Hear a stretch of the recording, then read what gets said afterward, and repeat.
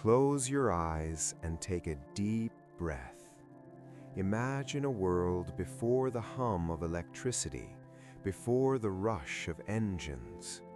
A time when the only rhythm was the beating heart of the earth itself.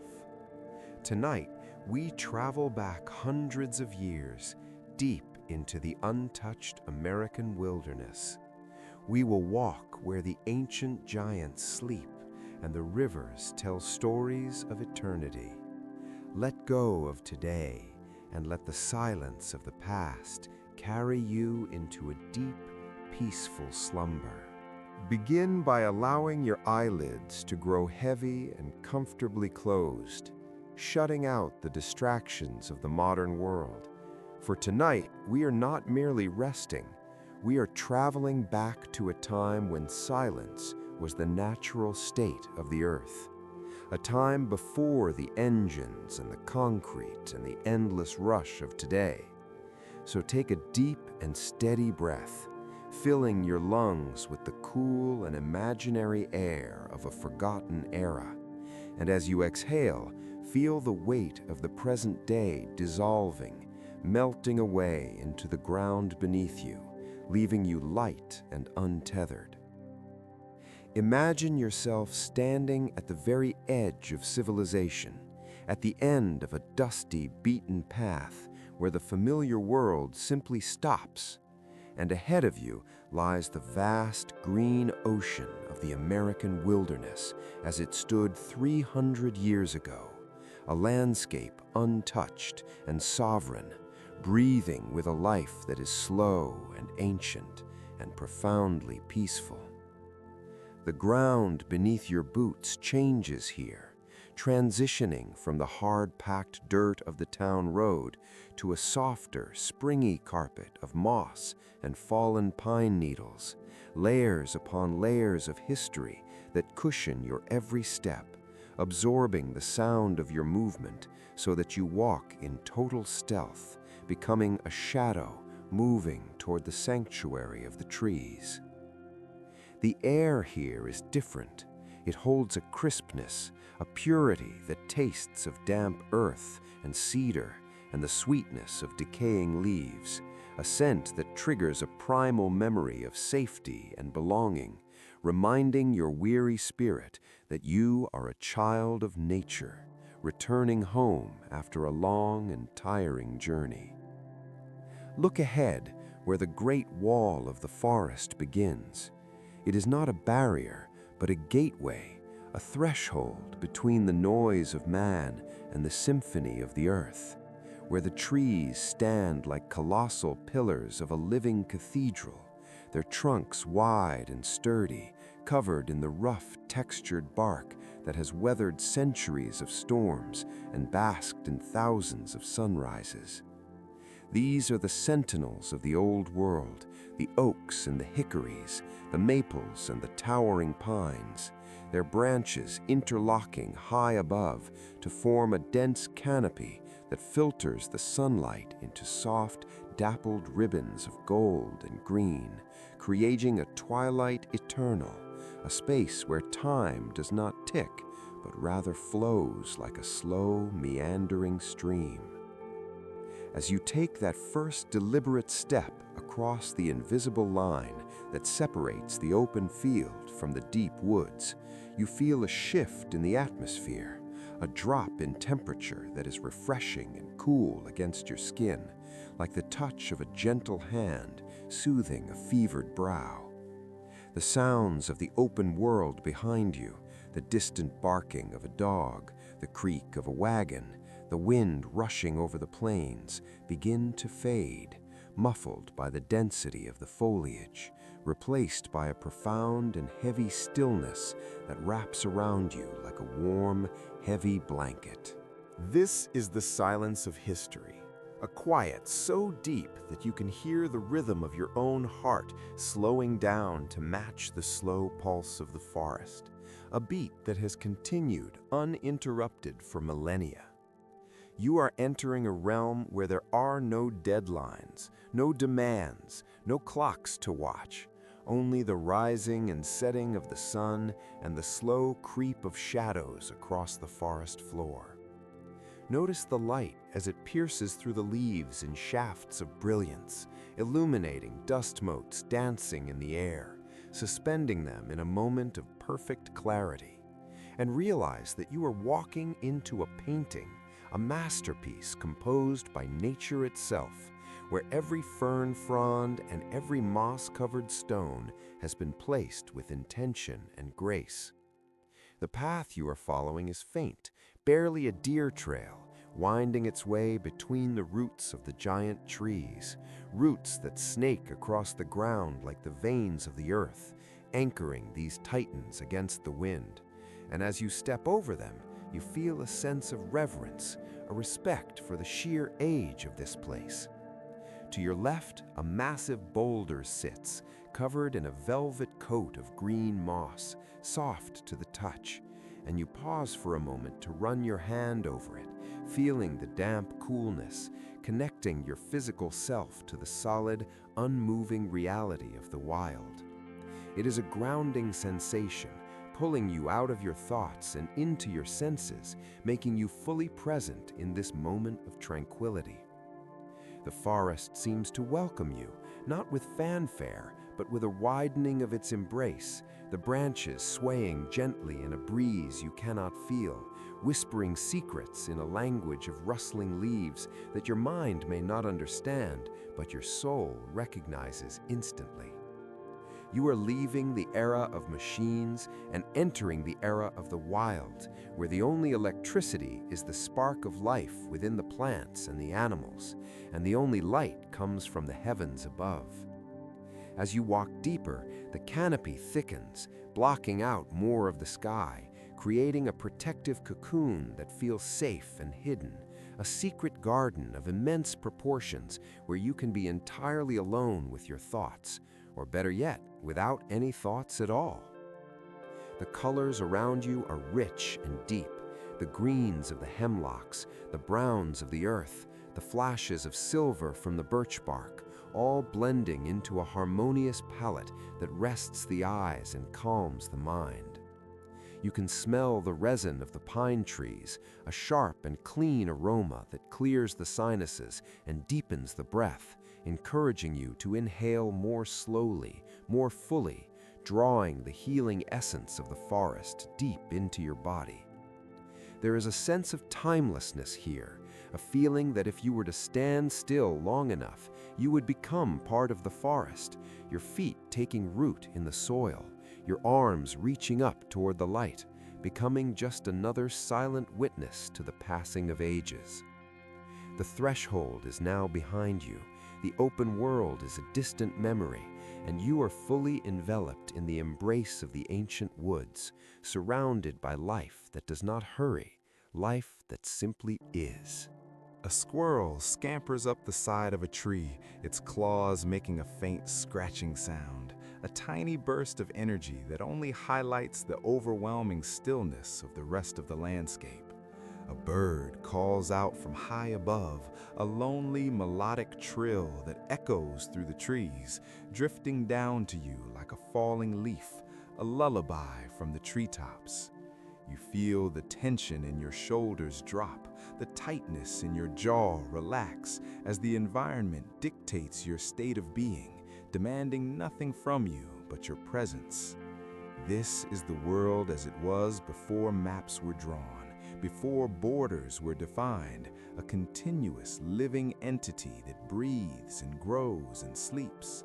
You are walking on holy ground, not consecrated by human hands, but made sacred by the sheer persistence of life, by the cycles of growth and decay that have turned the soil beneath you into a rich, dark nurturer of new life. The air grows cooler still as you descend slightly into a small dip in the land, a natural hollow where the shadows gather, and the peace feels even more profound, a place where the wind does not reach and the silence is absolute. It is here, just past the threshold that you begin to understand the true power of nature, its ability to strip away the trivial worries of daily life and reduce existence to its simplest, most beautiful elements: breath, heartbeat, and the feeling of the earth. You are safe here, protected by the giants that surround you, hidden away from the world you left behind, cloaked in the anonymity of the wilderness. The light begins to change, softening as the afternoon wears on, casting long, lazy shadows that stretch across the path, beckoning you further in, promising even deeper rest, even greater solitude. You are no longer an intruder, you are a guest, invited to witness the slow, majestic unfolding of the natural world, to partake in its calm, to borrow its strength. Every step takes you further away from the noise, further away from the stress, and deeper into a state of hypnotic relaxation, your walking rhythm matching the slow pendulum swing of time itself. The threshold of the ancient forest has been crossed, the gate is closed behind you, and ahead lies only the comforting green unknown, a path of peace that winds its way into the heart of the slumbering wild, waiting for you to discover its quietest corners, its softest beds of moss, and its deepest, most restorative sleep. As you move softly from the edge of the mixed forest into the heart of the deep wilderness, the air changes once more, becoming cooler, moister, and filled with a scent that is ancient and clean. The unmistakable aroma of damp needles and rich earth that signals you are entering the presence of royalty. For ahead of you rise the great shadows of the old-growth redwoods, the titans of the American continent that have stood watch over this land long before the first maps were ever drawn. These are not merely trees, but living cathedrals, their massive trunks soaring upward like pillars of rust and cinnamon, disappearing into the mist that clings to the canopy hundreds of feet above. And as you crane your neck to look up, you realize that you cannot even see the tops, for they are lost in the heavens, connecting the earth to the sky in a vertical span that defies imagination. Walking among them, you feel an immediate and profound sense of humility, a gentle shrinking of the self as the sheer scale of these giants puts all human worries into perspective, making them feel small and insignificant in the most comforting way possible. The ground here is soft, a deep mattress of accumulated needles and ferns that have fallen over thousands of years, silencing your footsteps completely so that you drift through the grove like a spirit, making no sound, disturbing nothing, simply existing in the quiet reverence of the grove. The bark of the nearest giant is deeply furrowed, thick and fibrous, a protective armor that has shielded the heart of the wood from centuries of wildfires and storms. And as you reach out to touch it, you feel a warmth radiating from the tree, a stored energy from the suns of summers past, and you imagine the sap moving slowly, sluggishly within, a lifeblood that flows at the speed of history. Close your eyes for a moment and listen to the silence of the redwoods, which is a unique and heavy silence, for the soft bark and the dense undergrowth absorb all noise, creating a hush that feels sacred, as if you have stepped inside a vast, empty library, where the stories are not written in books, but are recorded in the rings of the wood. These trees were saplings when the Roman Empire was at its height.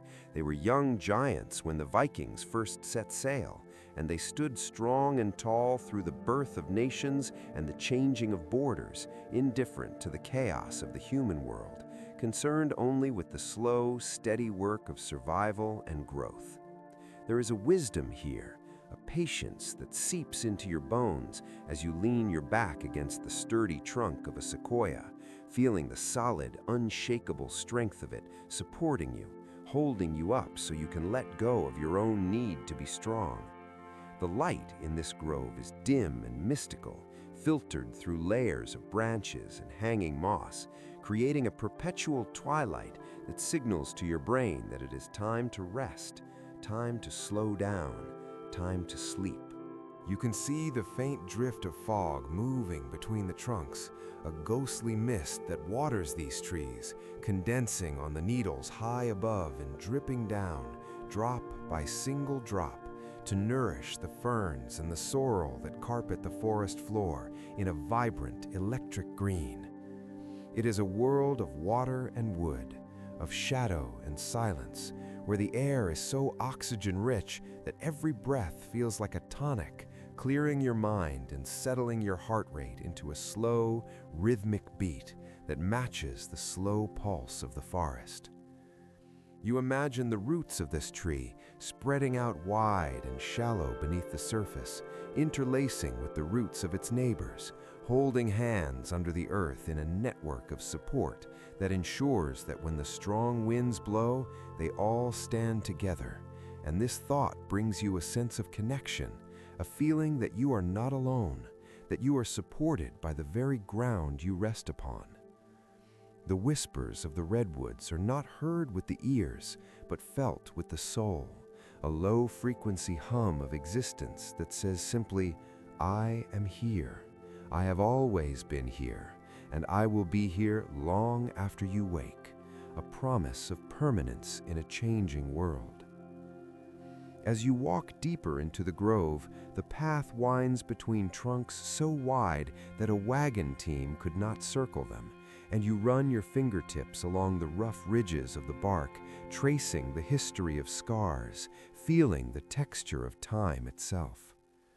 High above, the wind stirs the canopy, causing the massive branches to sway with a creaking sound that is like the groaning of an old wooden ship, a soothing, repetitive noise that acts as a natural lullaby, rocking you gently toward the shores of sleep.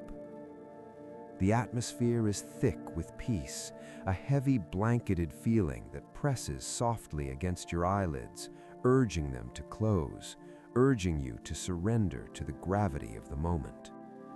You are safe here in the sanctuary of the giants, hidden away from the prying eyes of the world, cloaked in the shadows of antiquity, where the only thing that matters is the present moment and the comfort of your own breath. The history of this place is not one of battles or noise, but of quiet endurance, of the sun rising and setting over the Pacific, of the fog rolling in and rolling out, a cycle of nature that is as reliable as the tides. You visualize the rings within the tree against which you rest, thousands of concentric circles, each one a year of life, a year of rain and sun and snow, wrapped around the core, and you feel as though you are being cradled by history itself, held in the arms of an elder who has seen it all and remains at peace. The grandeur of the redwoods commands you to let go of the trivial, to release the stress of the modern day, for in the face of such longevity, the problems of today dissolve into nothingness, leaving only the pure, distilled essence of existence. You find a comfortable hollow between the roots of a particularly massive tree, a natural cradle lined with soft moss, and you sit, pulling the stillness of the forest around you like a cloak. The air is still, the wind has died down to a mere breath, and the only movement is the slow drift of a falling needle spiraling lazily as it descends from the canopy to the floor, a journey that takes minutes to complete in the still air. Watch it fall in your mind's eye, spiraling down, down, down, until it lands without a sound, adding its tiny weight to the forest floor, and feel your own body settling in the same way, sinking deeper into relaxation, sinking deeper into the support of the earth. The redwoods stand guard around you, a circle of silent sentinels that will watch over your slumber, their towering forms blocking out the harshness of the sky, leaving only the soft, filtered light of the forest. You are part of the wood now, part of the silence, breathing in the same air that has sustained these trees for millennia, sharing in their strength, sharing in their calm. The visual of the red bark, the green ferns, and the gray mist paints a picture of perfect harmony behind your closed eyes, a landscape of dreams that waits to welcome you. There is no rush here, no hurry to be anywhere else, for there is nowhere else as peaceful as this, nowhere else as grounded and real.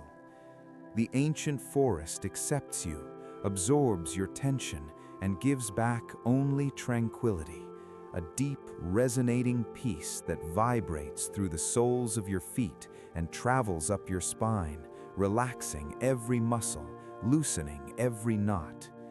You are standing in the shadow of eternity, and it is a warm, comforting shadow, a place where you can finally lay down your burdens and rest, knowing that the trees are holding the sky up for you so you don't have to. The whispers of the old growth are fading now, becoming a soft background hum, a white noise of nature that drowns out all other thoughts, leaving you floating in a sea of calm, drifting slowly, surely towards a deep and historic sleep, guided by the spirits of the great redwoods. Leaving the silent sanctuary of the redwoods behind, you follow a winding path that leads you downward, guided by a new sound that rises from the valley floor, a low and steady rumble that vibrates through the ground and calls to something deep within your spirit, the timeless song of a mountain river. The air grows cooler as you descend, heavy with the mist that rises from the churning water, and soon the trees part to reveal the source of the sound, a magnificent ribbon of crystalline blue and white that cuts through the granite landscape like a vein of pure life. This is not a tame stream, but a wild, rushing river, fed by the glacial melt of the high peaks far above, water that has been frozen for centuries, now released to begin its journey to the sea, carrying with it the chill of the mountaintops and the clarity of the winter sky. You step out onto the rocky bank, the smooth, rounded stones shifting slightly under your boots, stones that have been polished by the relentless flow of water for 10,000 years, turned from jagged rocks into soft gray spheres that feel cool and solid beneath you. Stand here for a moment and simply listen, for the sound of the river is the original white noise of the earth, a complex symphony of splashes, gurgles, and roars that blend together into a continuous, hypnotic drone that washes over your mind, drumming out any lingering thoughts, any worries, any quiet chatter of the brain. The water moves with a purpose, flowing over shallow riffles where it sings a high, bright song, and then plunging into deep emerald pools where it moves slow and silent, swirling in lazy eddies that trap floating leaves and spin them in slow, hypnotic circles. You find a large, flat boulder at the water's edge, warmed by the afternoon sun, a perfect natural seat that invites you to rest. And as you sit, you realize you are not the first to pause at this exact spot, for this river has been a lifeline for travelers since the beginning of human memory. Close your eyes and let your imagination drift back through the mist of time, visualizing the scenes that have played out on these very banks centuries ago when the land was wild and unnamed. Imagine a Native American hunter, clad in soft buckskin, kneeling quietly on this same rock 500 years ago, his reflection distinct in the still water of a side pool, dipping a cupped hand to drink the sweet, cold nectar of the mountains, his spirit completely in tune with the rhythm of the flow. You can almost see the faint wisp of smoke from a campfire further down the bend, where a tribe has set up their summer camp, the laughter of children mixing with the sound of the water, a moment of peace in a life lived entirely within the embrace of nature. The river remembers them, for it is the keeper of all history, the silent witness to every face that has looked into its depths. Shift your gaze in your mind's eye to a later time, perhaps to the era of the solitary trapper or the mountain man, a rugged figure with a beard as thick as the underbrush, weary from weeks of solitude in the high country, stumbling upon this river as a blessing, a source of water and food and direction. Picture him splashing the icy water onto his face, washing away the dust of the trail, the shock of the cold making him feel alive and new. The simple comfort of the river offering him a companion in the vast loneliness of the frontier.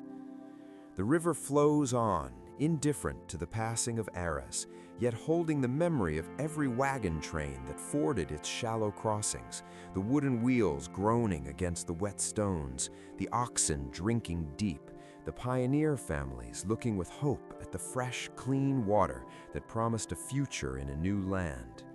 As you sit there, you feel a connection to these ghosts of the past, realizing that while the people have come and gone, the river remains, a constant thread that ties the past to the present, a reminder that life flows on, that difficulties pass, and that there is always a current carrying us forward. The sound of the water seems to deepen now, becoming a heavy rhythmic pulse that matches the beating of your own heart, and you feel the urge to lie back against the warm stone, to let the sound wrap you in a cocoon of safety. The water is clear, so clear that you can see the pebbled bottom perfectly, the stones shimmering in shades of jade and amber and slate, trembling slightly under the distortion of the current. Occasionally, a flash of silver catches your eye, a native trout rising to the surface, a burst of life that disappears as quickly as it came, leaving only a widening ring of ripples that slowly fades into the flow. The smell of the river is distinct and calming, a blend of wet stone, willow bark, and the sharp, clean scent of ozone generated by the crashing water, a perfume that clears the lungs and settles the stomach. You watch a single autumn leaf, gold and crimson, detach from a branch upstream and fall gently onto the surface of the water, becoming a tiny boat on a great journey. Watch it drift, bobbing over the small waves, spinning around a rock, and then being caught by the main current and swept effortlessly downstream, getting smaller and smaller until it vanishes around the bend. Imagine that leaf is a worry you have been holding on to, a thought that has been troubling you, and watch it float away, carried off by the river, leaving you lighter, leaving you empty of stress. The river takes it all, cleanses it all, washing the slate clean with every passing second. The sun begins to dip lower, casting long shadows across the water, turning the surface from blue to a deep molten gold, the light dancing and sparkling like thousands of diamonds scattered across the flow, mesmerizing your eyes, making your eyelids feel heavy and relaxed. The repetitive motion of the water is a visual lullaby, a never-ending pattern that soothes the brain, signaling that there is no danger here, only the eternal, reliable movement of nature. You feel the coolness of the spray on your cheeks, a fine mist that refreshes and hydrates, while the sun warms your back, a perfect balance of elements that makes you feel completely at ease. The willows that line the banks dip their long, slender branches into the water, drinking their fill, swaying gently in the breeze created by the river's movement, a graceful dance that has been performed for eons. You are in the presence of a power that is both gentle and unstoppable, a force that has carved this canyon through solid rock over millions of years, not by strength, but by persistence. And this thought brings a great sense of peace, the knowledge that patience and consistency are the true shapers of the world. The roar of the river begins to sound less like noise and more like a choir, a deep, resonant hum that vibrates in your chest, loosening the tightness in your muscles, unclenching your jaw, softening your brow.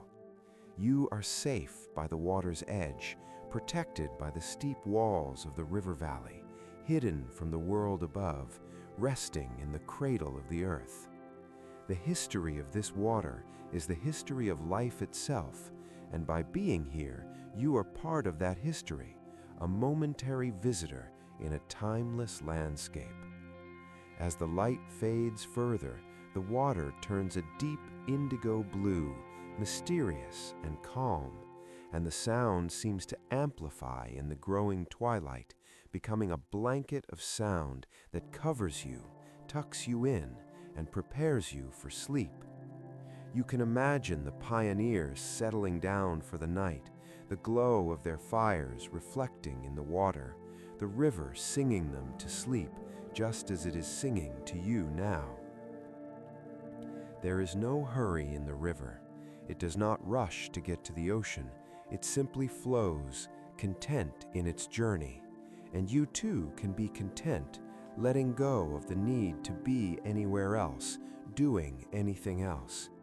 The river carries the weight of the mountains, so you do not have to carry the weight of your day. It washes away the dust, the fatigue, the noise, leaving only the pure, clean sensation of rest. You take a deep breath, inhaling the moisture and the cool air, and as you exhale, you feel yourself drifting, flowing with the current, weightless and free. The sound of the river is the sound of home, the sound of the earth's blood moving through its veins, a comforting reminder that you are held, you are supported, and you are part of a greater whole. Let the river carve a space of silence in your mind, a canyon of peace where sleep can flow in and fill every corner. The journey of the water is endless, but your journey for today is done. And here, by the banks of the time-carved river, you can finally let go, watching the water move, listening to the ancient song, and drifting, drifting, drifting into the calm, dark waters of sleep.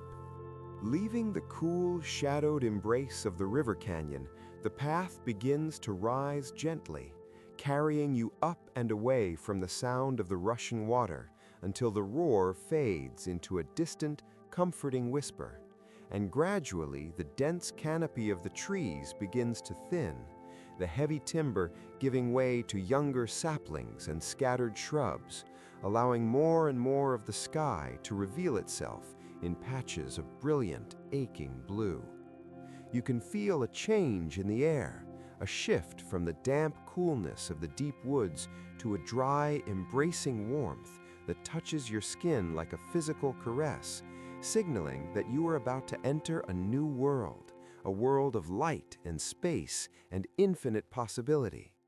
With one final step, you emerge from the tree line, and the world suddenly opens up before you in a breathtaking panorama of color and light, revealing a vast, sunlit meadow that stretches out as far as the eye can see, a rolling ocean of tall grasses and vibrant blooms that ripple in the breeze like the waves of a green sea.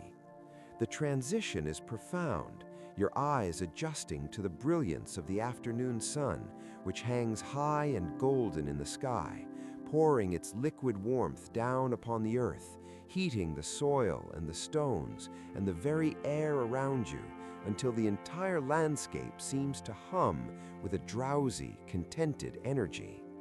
This is the heart of the untamed continent, a virgin prairie that has never known the plow, where the grasses grow waist-high and the earth breathes freely. And as you step into the open, you feel a sense of liberation, a shedding of all confinement, as if your soul is expanding to fill the wide open space. The air here is different. It is sweet and heavy, perfumed by the millions of wildflowers that dot the meadow like jewels scattered by a giant's hand, a complex and intoxicating bouquet that changes with every shift of the wind. Close your eyes for a moment and inhale deeply, smelling the rich, honeyed scent of wild clover, the sharp, clean fragrance of mountain sage, and the delicate, powdery aroma of wild roses warming in the sun, a scent that is the very definition of summer, triggering memories of lazy afternoons and timeless peace. The meadow is alive with a gentle, rhythmic movement, for a soft breeze is blowing across the valley, unseen but felt, revealing its presence in the way the grass bows and sways in unison, a synchronized dance that moves in waves from one end of the field to the other.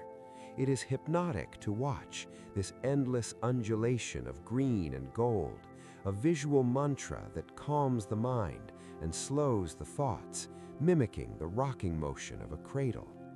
You begin to walk slowly through this sea of grass, the stalks brushing softly against your legs with a quiet swishing sound, a whispering friction that accompanies your every step.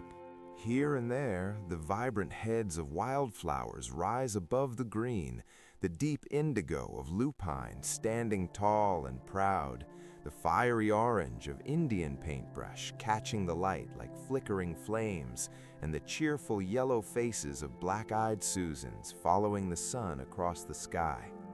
These flowers hold a secret, a quiet wisdom that they are eager to share with you, the secret of simply being, of blooming with all your might, not for an audience, not for praise, but simply because it is your nature to do so.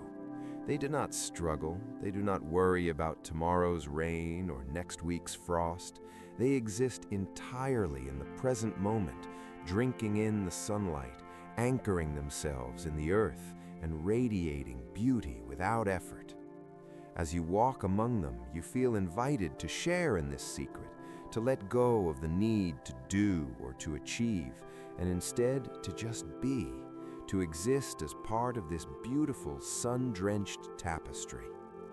The sun beats down on your shoulders, a heavy, relaxing weight that melts away the last remnants of tension from your muscles, penetrating deep into your bones, making you feel loose and warm and incredibly heavy.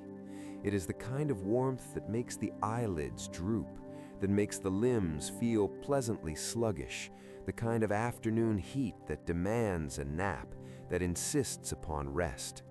You can hear the low, lazy buzzing of a bumblebee nearby, a fuzzy, golden creature moving slowly from flower to flower, drunk on nectar and sun, its droning wings creating a sound that is the very essence of drowsiness, a monotonous, comforting hum that vibrates in the air and lulls the senses. High above, a hawk circles in the updraft, a silent silhouette against the blue, moving without flapping its wings, riding the currents of the air with effortless grace. And you feel a kinship with that bird, a desire to simply float, to let the currents of sleep carry you where they will. The meadow feels safe, a sanctuary of light where nothing is hidden, where the view extends for miles, offering a sense of security that allows your primitive mind to completely relax, knowing that there is no danger here, only the peace of the open land. You find a spot where the grass is particularly thick and soft, a natural depression in the ground that looks like a perfect bed, and you decide to lie down, lowering yourself slowly until you're resting on the earth, the tall grass rising up around you like the walls of a private room, shielding you from the world, leaving you alone with the blue sky and the drifting clouds. The ground is warm beneath your back, solid and supporting, and you can smell the scent of dry grass and warm soil, an earthy, grounding aroma that smells like home. Lying here, hidden in the tall grass, you feel invisible, disconnected from the demands of your life, a secret observer of the sky. You watch the clouds drift by, great puffy galleons of white sailing across the azure sea, constantly changing shape, morphing from mountains to castles to abstract forms, dissolving and reforming in a slow-motion display of creativity. The wind rustles the tops of the grass above your head, a soft, hushing sound like a mother soothing a child. Hush, hush, hush.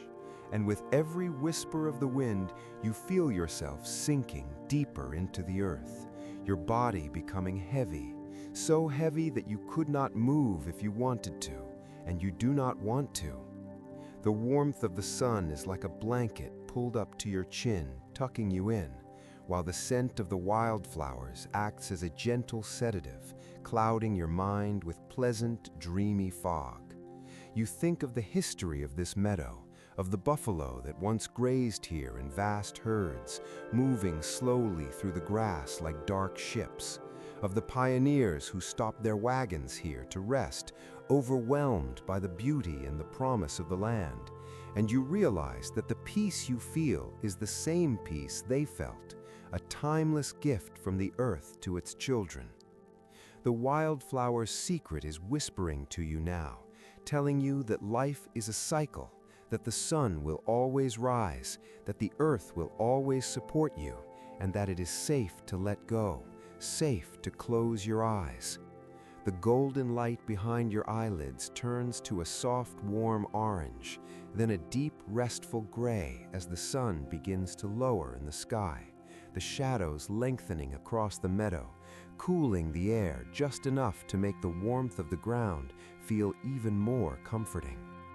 You are one with the meadow now, just another flower in the field, just another stone in the grass, breathing in time with the wind, your heart beating in rhythm with the seasons.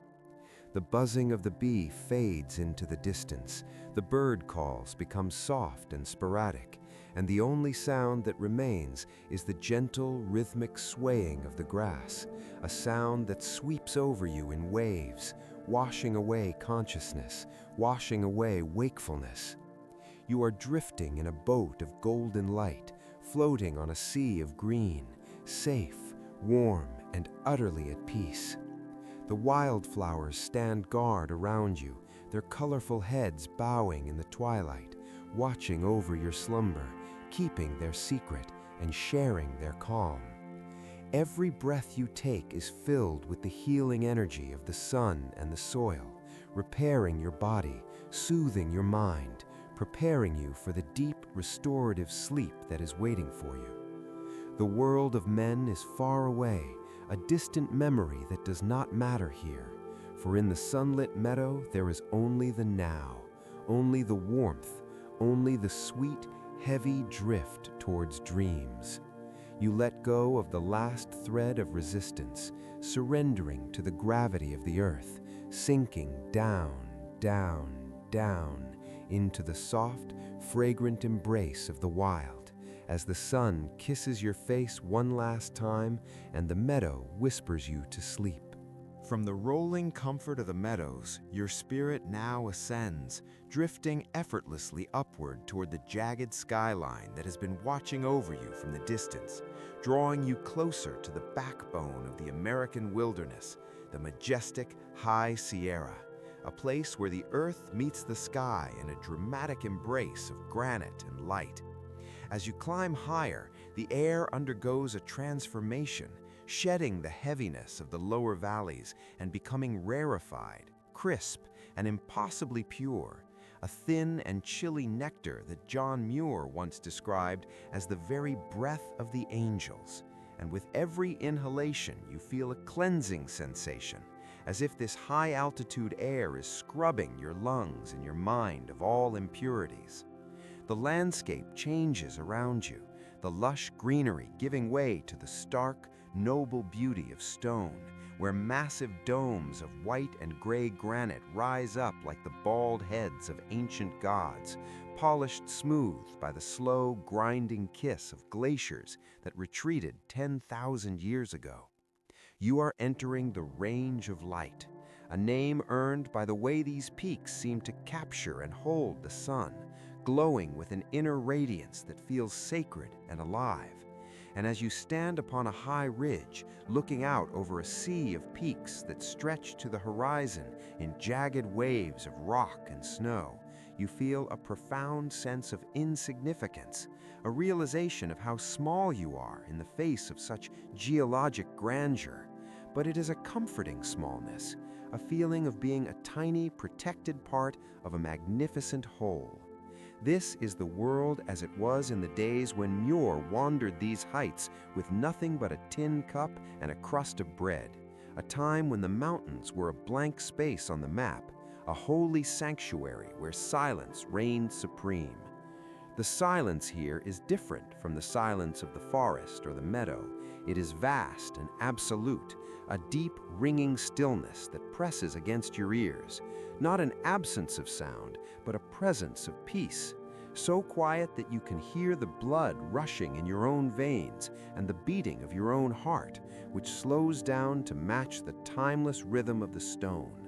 There are no engines here, no voices, no rustle of leaves, only the occasional whistle of the wind as it threads its way through the needle-like spires of the ridges, a sound that is lonely and beautiful, an echo from the beginning of the world.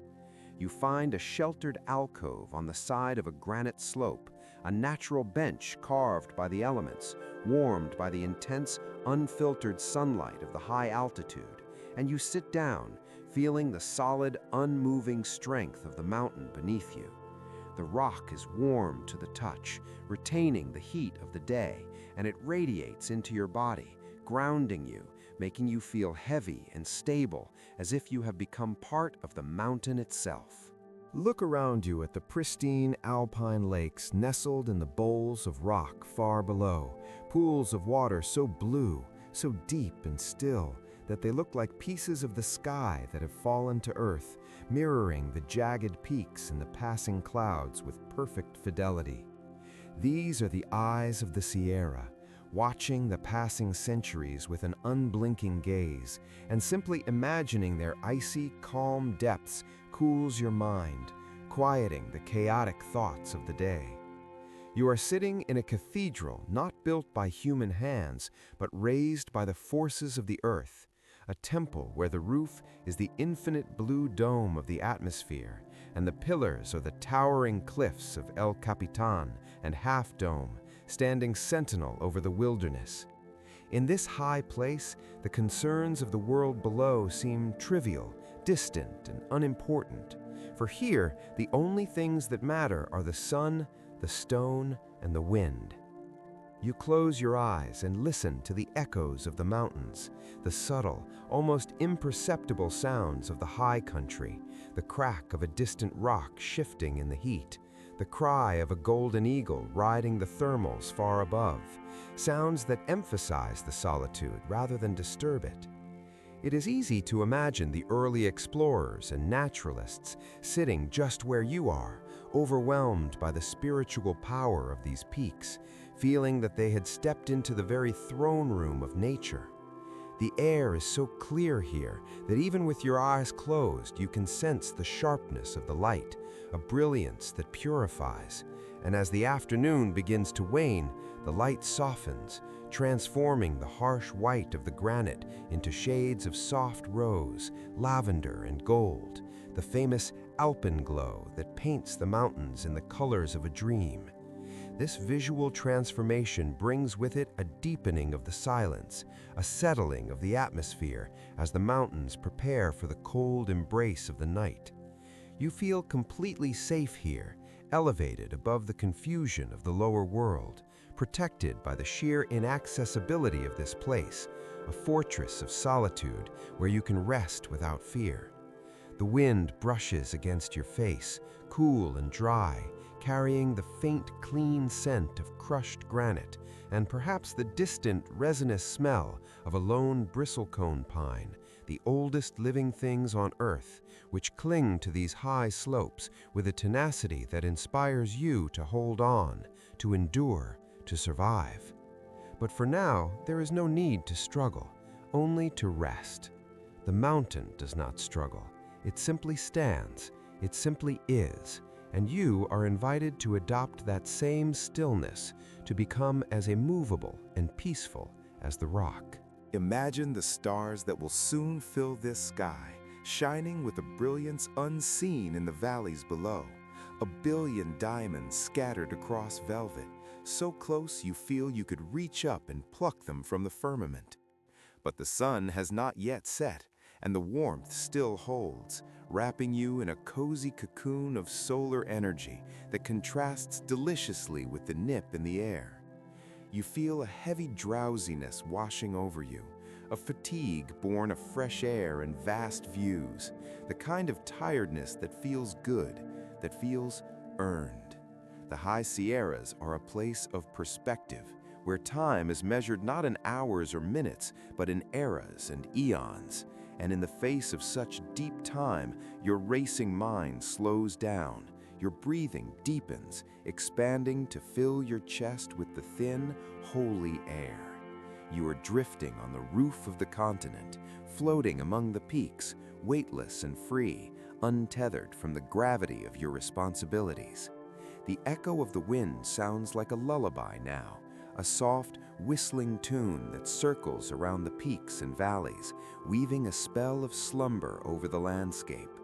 You visualize the glaciers that once covered this entire range, rivers of ice that moved with glacial slowness, carving the beauty you now see.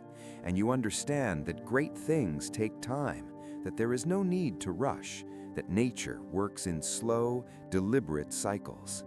Let yourself sink into the rock. Let your muscles go limp, supported by the ancient strength of the Sierra, feeling the connection between your body and the body of the earth. The light is fading to a dusky purple now, the shadows stretching out from the peaks like long, dark fingers, covering the valleys in sleep, and you allow the darkness to cover you as well. There is a sacredness to this sleep, a feeling that by resting here, you are participating in a holy ritual of renewal.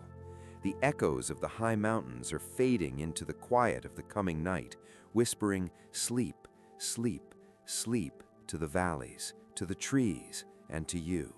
You are no longer a visitor, you are a resident of the high country, a child of the mountains, safe in the arms of the granite, breathing the air of the angels, and drifting slowly, steadily, into a sleep as deep and as solid as the mountains themselves.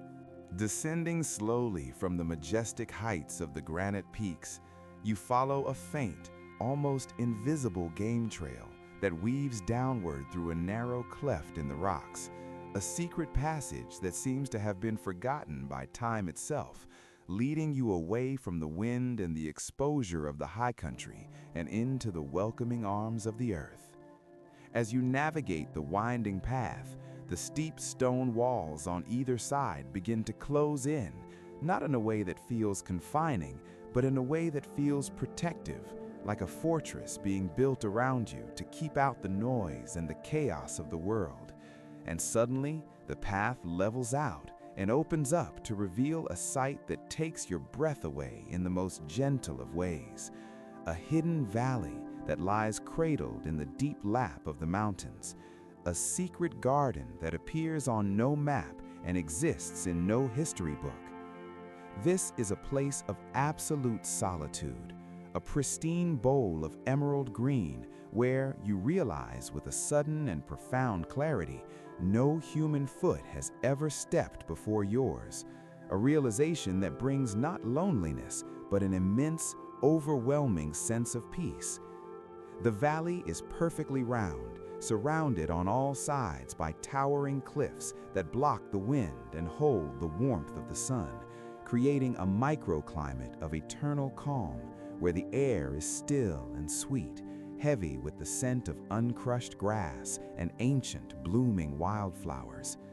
You step onto the floor of the valley, and the ground feels different here, softer, more yielding, a thick carpet of moss and clover that has been growing layer upon layer for thousands of years, undisturbed by wagon wheels or boots, a mattress prepared by nature specifically for rest. The silence here is deeper than anywhere else you have been. It is a thick, velvet silence that absorbs sound instantly, a hush so profound that it feels as if the valley itself is holding its finger to its lips, whispering hush to the very air. The light is soft and diffused, filtering down from the rim of the canyon high above, bathing the valley floor in a golden green glow that looks like the light of a dream, a hazy, magical illumination that softens the edges of every rock and every leaf. You walk slowly through the waist-high ferns, their fronds brushing against your legs with a sound like silk against silk, and you see a herd of deer grazing in the distance, and because they have never known the fear of man, they do not run. They simply lift their heads and watch you with large, dark, liquid eyes, acknowledging your presence before returning to their meal. And this acceptance makes you feel like part of the landscape, not an intruder, but a welcome guest in this sanctuary of peace. There is a small stream winding through the center of the valley, but it does not roar like the river above. It murmurs, a quiet, bubbling sound as it slips over smooth, mossy stones, a sound so faint it is almost subliminal, like a lullaby being hummed in the next room. You realize that you are completely hidden here, invisible to the searching eyes of the world, tucked away in a pocket of the earth where no one can find you, no one can call your name, no one can ask anything of you. And this knowledge releases a weight from your shoulders that you didn't even know you were carrying.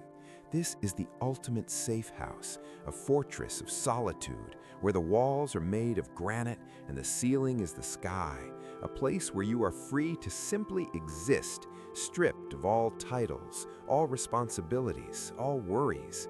The isolation is comforting, wrapping around you like a warm blanket, telling you that for now, for this night, you are unreachable. You are off the grid of history, safe in the embrace of the unknown. You find a spot near the center of the valley, under the spreading branches of a solitary ancient willow tree that weeps its leaves down to the ground, creating a natural tent, a room within a room. And you crawl inside this canopy of green, finding a bed of soft, dry moss that is shaped perfectly to your body. Lying down, you look up through the curtain of willow leaves and see the sky turning a soft, dusty violet as the day begins to end, the light fading so slowly that you can't tell when one moment ends and the next begins. The air in the valley is perfectly still, not a breath of wind stirs the leaves, and the temperature is perfect, neither hot nor cold, just a gentle, tepid warmth that matches the temperature of your skin, blurring the boundary between your body and the air. You feel a heaviness settling into your limbs, a delightful gravity that pulls you down into the moss, as if the earth is a magnet drawing you closer, inviting you to merge with it. The solitude is not empty. It is full of peace, full of safety, full of the quiet hum of life that continues whether you watch it or not. You are the only human consciousness in this entire valley, the sole witness to this moment of twilight, and that thought is incredibly empowering and incredibly relaxing. There is no need to perform here, no need to speak, no need to think, for the valley demands nothing but your breath. You close your eyes and let the silence fill your head, pushing out the chatter of the mind, replacing it with the blank white canvas of peace. You can feel the safety of the cliffs surrounding you, standing guard like ancient sentinels, ensuring that nothing can disturb your rest. Nothing can break this spell of quiet. It is a womb-like sensation, a return to the most primal state of comfort, where all needs are met by the environment, where you are held and sustained by the world around you. The scent of the damp earth is rich and grounding, a smell that triggers deep genetic memories of sleeping on the ground, of being connected to the source of all life. You drift deeper into this feeling of safety, letting go of the tension in your jaw, your neck, your back, trusting that the valley will hold you, that the ground will not give way. The hidden valley is a secret you will keep, a place you can return to in your mind whenever the world becomes too loud. But for now, you are physically here, in the safest place on earth, wrapped in the solitude of the wild. The light has almost gone now, leaving only a soft gray dusk that signals the arrival of the night. And with the darkness comes an even deeper silence, a blanket of quiet that covers you completely. You are alone, but you are not lonely. You are simply one with the solitude, a solitary, peaceful point in a vast, quiet world. The rhythm of your breathing slows to match the slow, unseen pulse of the valley, deep and rhythmic and calm. Sleep is not just coming, it is already here, rising up from the ground like a mist, enveloping you, claiming you, pulling you down into the deepest, most secure slumber you have ever known, here in the valley that time forgot, where you are safe, where you are hidden, where you are at peace. As you lie in the protective embrace of the hidden valley, a subtle shift begins to ripple through the world, a gentle turning of the great wheel of the year that transforms the landscape before your very eyes, signaling that the season of high sun and endless growth is passing, and the season of rest is beginning to arrive. The air around you changes first, shedding the humidity and heat of the summer months and taking on a crisp, clean edge, a refreshing coolness that nips gently at your nose and cheeks, waking up your senses in the most delightful way, while inviting you to pull your coat tighter, to seek warmth, to settle in. This is the arrival of autumn, the golden hour of the year, a time when the earth exhales a long, slow breath and prepares for its ancient slumber. And as you look up toward the canopy of the forest that lines the valley walls, you see the evidence of this change painted across the sky in a breathtaking explosion of color. The lush, uniform green of the summer has vanished, replaced by a vibrant, burning tapestry of hues that seems almost too beautiful to be real, a living quilt of scarlet and gold, amber and russet, pumpkin orange and deep antique bronze. The sugar maples have ignited into brilliant torches of crimson, standing out against the pale blue of the October sky, while the trembling aspens have turned to pure shimmering gold, their leaves shaking and shimmering in the breeze like thousands of tiny coins interacting with the light. You watch this spectacle with a sense of wonder, realizing that this is not a death, but a transformation, a final, glorious celebration of life before the quiet of winter sets in. The wind picks up slightly, not a harsh gust, but a playful, rhythmic breeze that moves through the trees like a conductor's baton, initiating the great dance of the season, the descent of the leaves. Watch closely as a single leaf, shaped like a star and colored the deep red of a setting sun, detaches from its branch high above, letting go of the only home it has ever known, without fear, without hesitation, simply surrendering to the pull of the earth. It begins its journey downward, catching the air and spinning, spiraling, drifting in slow, lazy circles, dancing a silent waltz with the wind as it falls, down, down, down, until it lands softly on the forest floor with a barely audible tap, joining the millions of its brothers and sisters that have already made the journey. This is the rhythm of the season, a hypnotic, endless cascade of falling color that fills the air with motion and grace, a visual lullaby that is impossible to look away from. You close your eyes and listen to the music of the autumn woods, a dry, soothing rustle that sounds like the earth whispering to itself, shh, shh, shh, as the wind shifts the fallen leaves, rearranging them into soft drifts and piles. It is a crisp, crinkling sound, satisfying and grounding, a sound that triggers memories of childhood, of jumping into leaf piles, of the smell of wood smoke in the air, of the feeling of a heavy wool blanket. The scent of the forest has changed too, becoming richer, muskier, the smell of drying leaves and damp earth and curing pine needles, a complex incense that smells like history, like the passage of time, like comfort.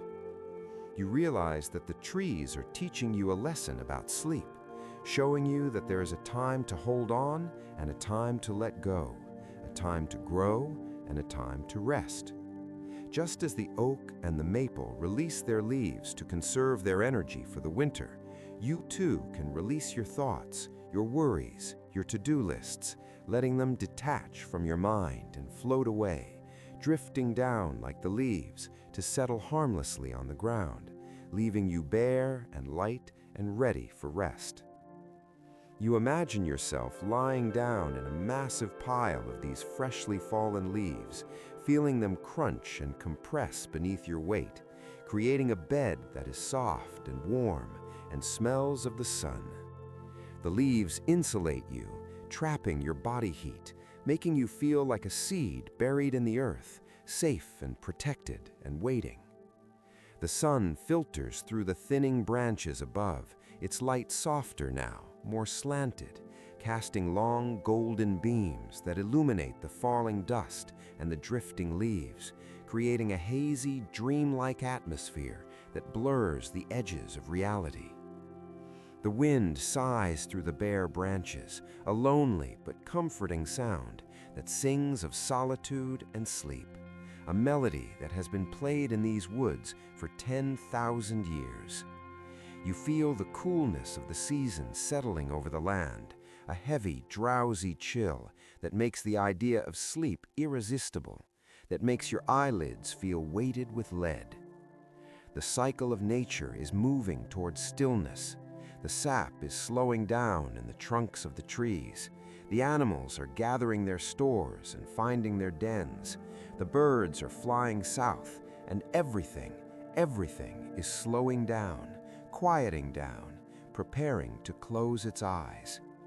You are part of this cycle. Your body responds to the shortening days and the cooling air by yearning for hibernation, for a deep, long recovery. The dance continues around you, a relentless, gentle shower of gold and brown, covering the path, covering the rocks, covering the world in a blanket of rest. You watch a yellow birch leaf flutter past your face, spinning like a top, and you follow its movement with your heavy eyes, your gaze dropping lower and lower until the leaf settles and your eyes settle with it. The rustling sound becomes a white noise, a steady rhythmic static that blocks out all other sounds, wrapping you in a cocoon of autumn quiet. The ground beneath you feels solid and final, the resting place for all things, and you surrender to its gravity, feeling your muscles melt, your breathing deepen. There is no sadness in the falling leaves, only a peaceful acceptance of the season, a trust that the spring will come again. But for now, the task is to sleep.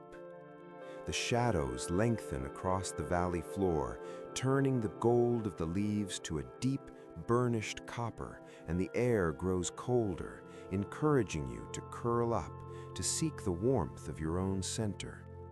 You are witnessing the earth tucking itself in, pulling the blanket of leaves up to its chin, blowing out the candle of the sun, and settling down for the long night of winter. The visual of the falling leaves is etched behind your eyelids, a cascading waterfall of color that continues even in the dark, spinning and drifting, guiding you down into the depths of your own subconscious. You feel a profound connection to the pioneers who watched this same change of seasons, who felt the same chill in the air and sought the warmth of their cabins, who understood that winter was a time for rest. The dance is slowing down now. The wind is dying away as the evening approaches, leaving the forest in a state of suspended animation, silent and waiting. You let go of your last holding thought, watching it detach and fall away, leaving your mind clear, leaving your spirit calm.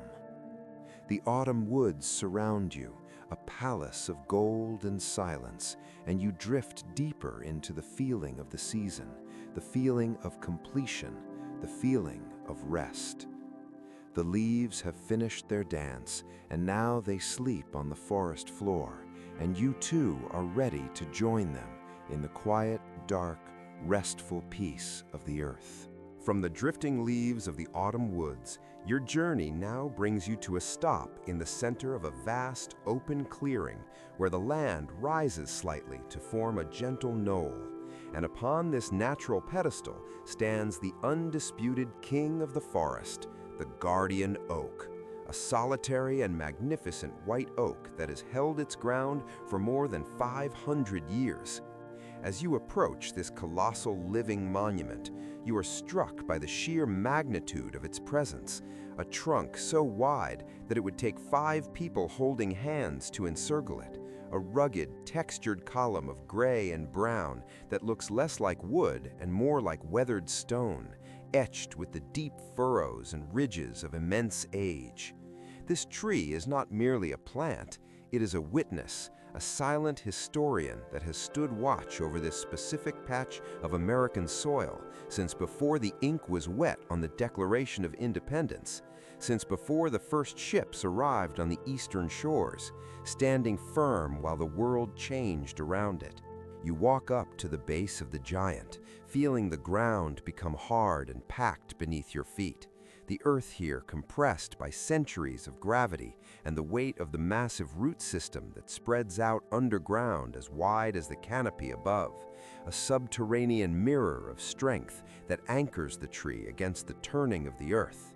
Reach out your hand and place your palm against the rough, cool bark, feeling the texture of history under your fingertips, and close your eyes to connect with the slow, steady pulse of this ancient being. The oak does not measure time in minutes or hours, but in seasons, in decades, in centuries.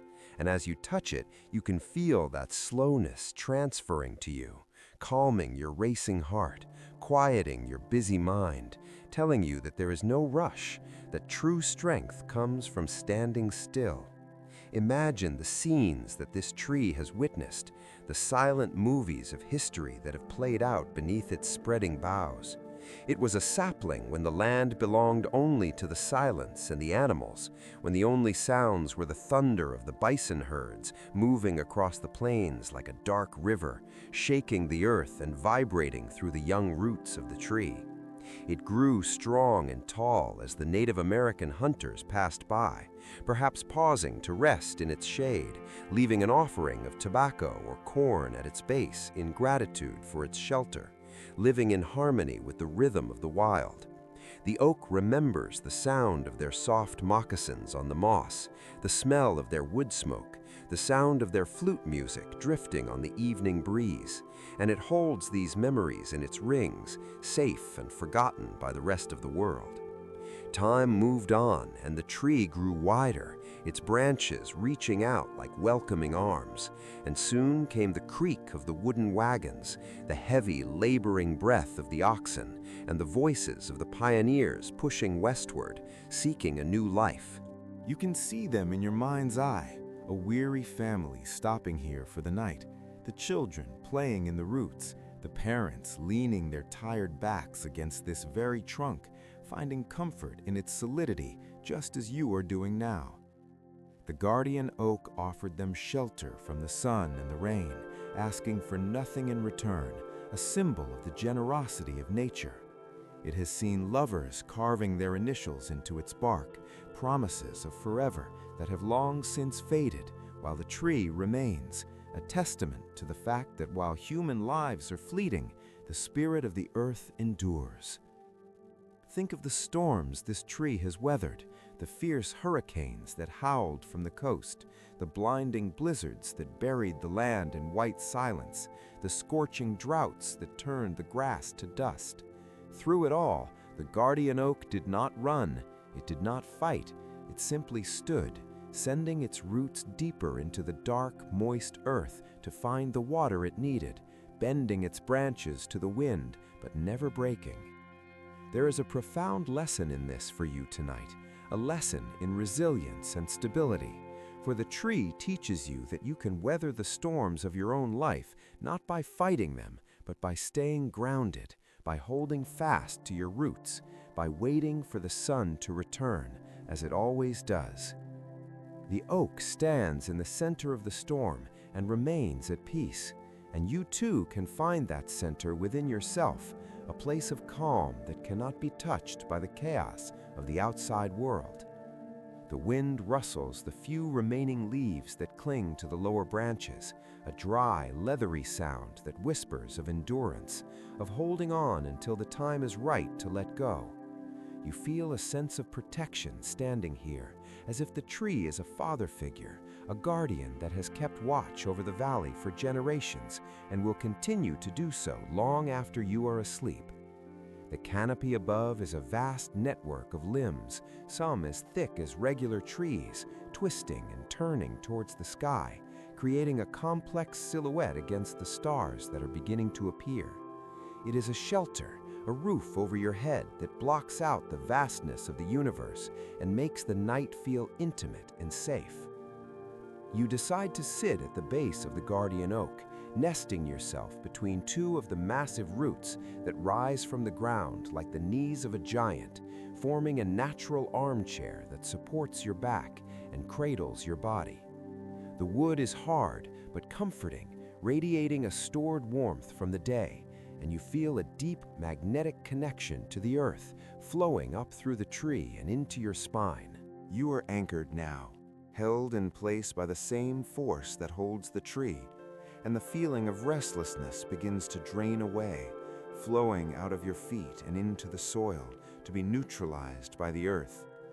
The guardian oak has seen it all, the joy and the sorrow, the peace and the war, and it remains indifferent, stable, consistent, and in its presence, your problems seem small, temporary, manageable.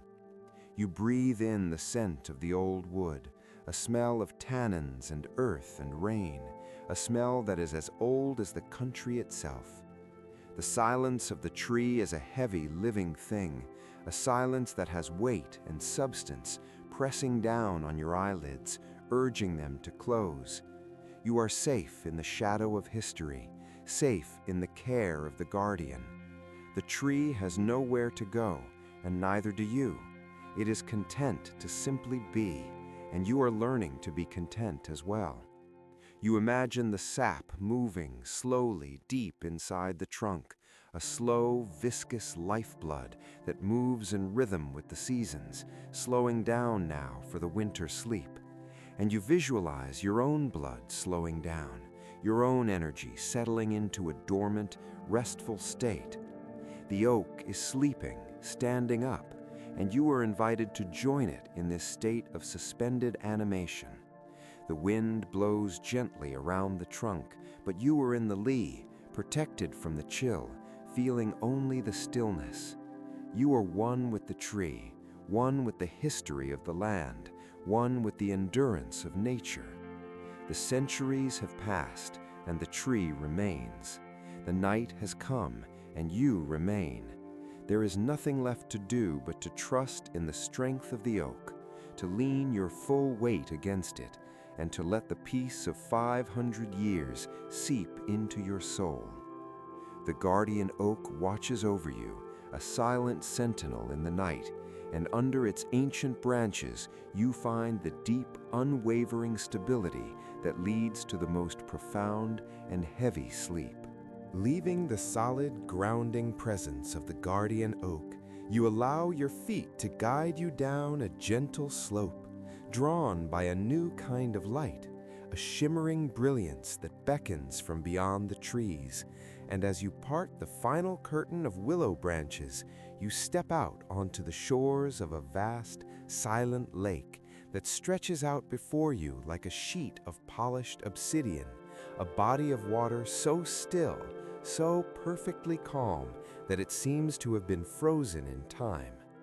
The sun is beginning its final descent for the day, hanging low on the western horizon, a blazing orb of liquid gold that hovers just above the jagged silhouette of the distant mountains.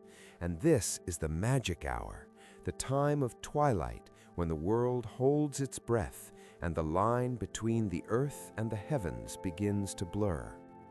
The surface of the lake is a flawless mirror, a glassy expanse that reflects the sky with such high fidelity that it is difficult to tell where the water ends and the air begins, creating a sensation of floating in the center of a sphere of light. You find a smooth, dry log of driftwood resting on the pebbled beach, bleached white by years of sun and smoothed by the gentle caress of the water, and you sit down, facing the west, preparing to witness the slow, majestic symphony of the sunset. The air over the lake is cool and still, the wind having died down completely with the approach of evening, leaving the water undisturbed by even the slightest ripple, a perfect canvas waiting for the colors of the night to be painted upon it. Watch as the sun dips lower, touching the rim of the mountains, and suddenly the sky ignites, transforming from a pale blue to a vibrant, burning orange, a fire that spreads across the clouds and spills into the water below, turning the lake into a pool of molten copper.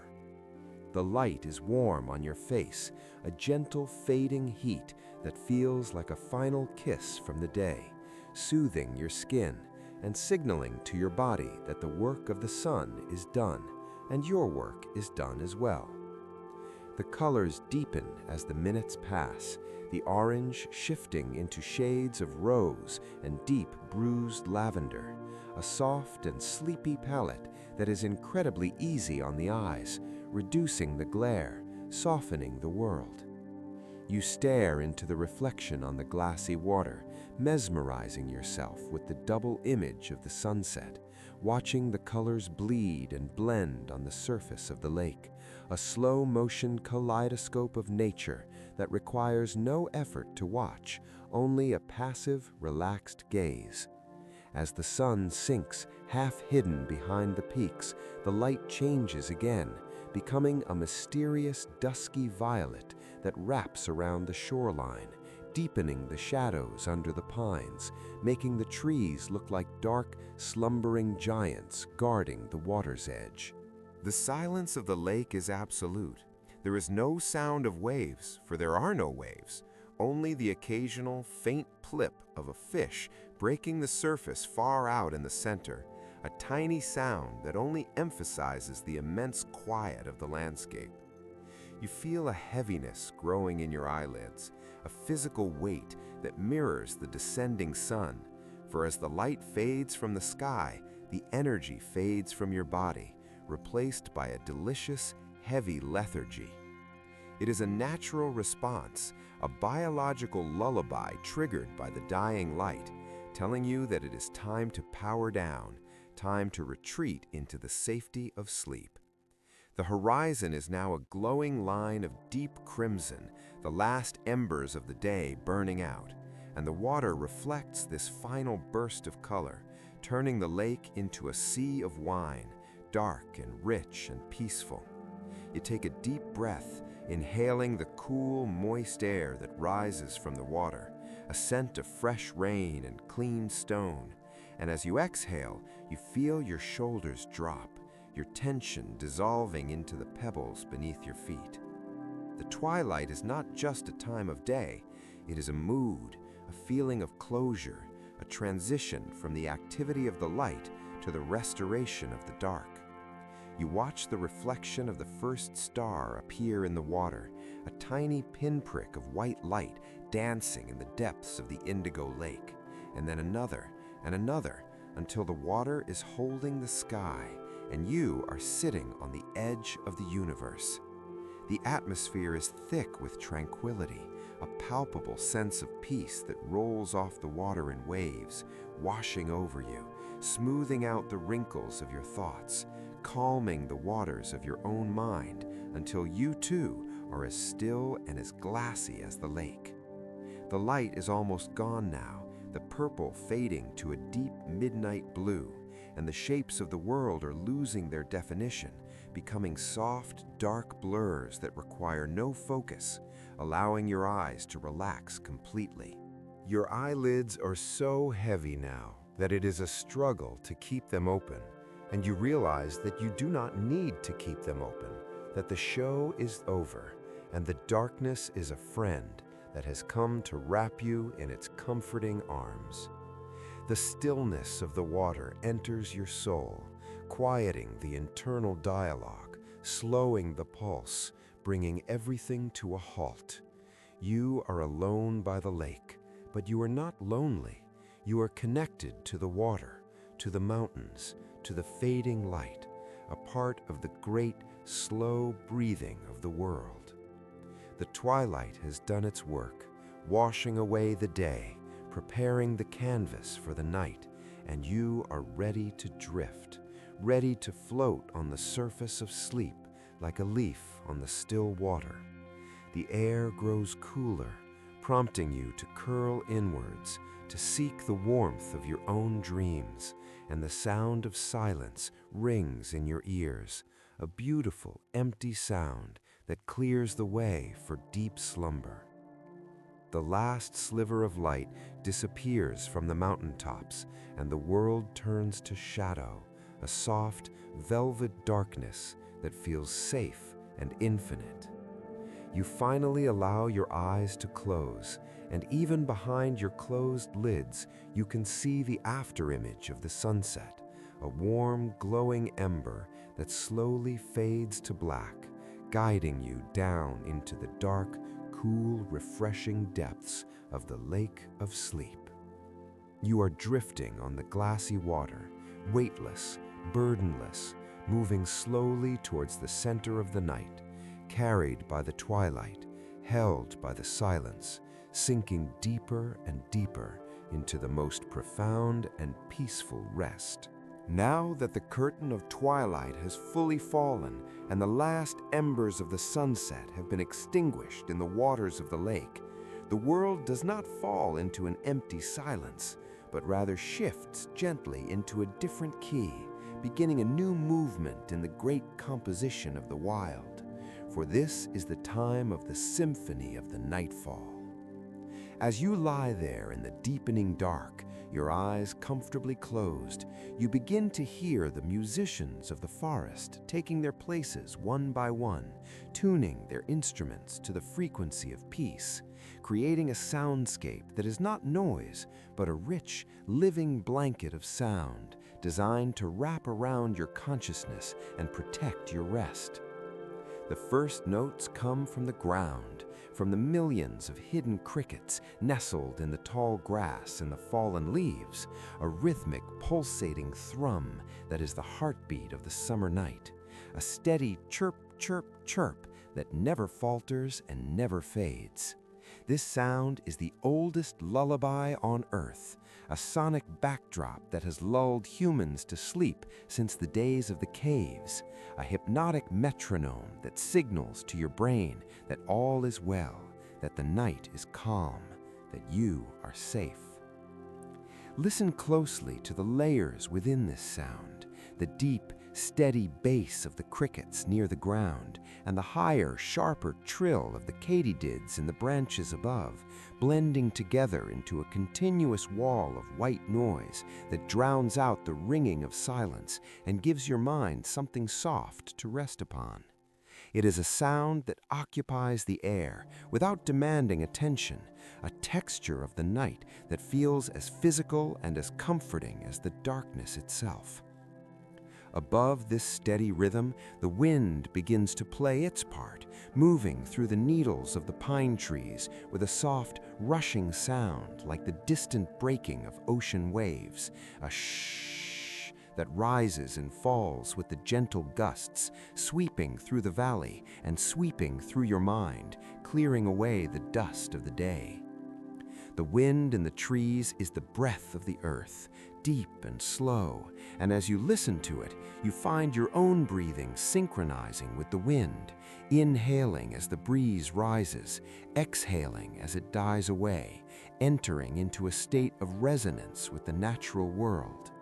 There is no urgency in the wind tonight, no storm, only a gentle caress that cools the air and rustles the leaves of the aspen trees, making them whisper soft secrets of sleep to one another. Occasionally, from deep within the shadowed woods comes the deep, resonant call of a great horned owl, a hollow, mournful hoo-hoo that echoes through the canyon, a sound that is not fearful but incredibly grounding, the voice of the wise guardian who watches while the rest of the world sleeps. The owl's call reminds you that you are not alone, that the forest is alive and aware, and that the sentinels of the night are at their posts, allowing you to let down your guard completely. It is a sound of pure history, a call that has rung out in these woods for thousands of years, unchanged by the passing of empires, a constant in the changing flow of time. You might hear the faint, distant snapping of a dry twig as a deer moves silently through the brush, a gentle reminder of the gentle life that surrounds you, or the soft splash of a frog slipping into the water of the lake, tiny punctuations in the grand symphony that only serve to highlight the overwhelming peace. This music of the night is medicinal, a balm for the weary soul, for it contains no words, no lyrics, no messages to decode, only pure sound and pure feeling. The darkness is not empty space. It is a canvas filled with this beautiful low-frequency vibration that massages the tension from your muscles. Imagine the sound waves washing over you like water, a river of song that carries you away from the shores of wakefulness and towards the island of dreams. The crickets do not rush. The owl does not hurry. The wind does not strive. They simply are, performing their nightly ritual with a patience that is infinite. You feel a sense of heaviness spreading through your body, a delightful paralysis of comfort where your arms and legs feel like they are sinking into the earth, held down by the gravity of the song.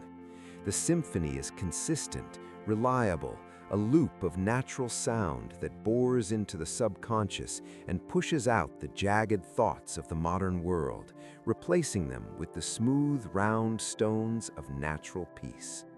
You are safe here, enveloped in the choir of the wild, a choir that sings only for you, only for this moment. The air is cool and filled with the vibration of the insects, a physical sensation of sound that hums against your skin. This is the sound of the American wilderness before the engines came, the sound that the pioneers heard as they lay under their wagons, the sound that the cowboys heard on the open range, a sound of immense space and immense freedom. It tells you that the world is big, that the world is old, and that your worries are very, very small. As the night deepens, the symphony seems to slow down, the tempo dropping as the air cools, the crickets slowing their chirping to match the drop in temperature, guiding you down, down, down into a slower state of being. You are part of the audience, but you are also part of the music, your slow breathing adding a bass note to the composition, your beating heart adding a drum. The fear of the dark vanishes in this symphony, replaced by a love for the night, a gratitude for the cover it provides, for the rest it mandates. The sounds blur together now, the wind and the crickets and the owl merging into a single harmonious hum that vibrates in the center of your skull, shutting down the logic centers, activating the dream centers. You are floating on a sea of sound, drifting on the melody of the nightfall, carried by the song of the earth.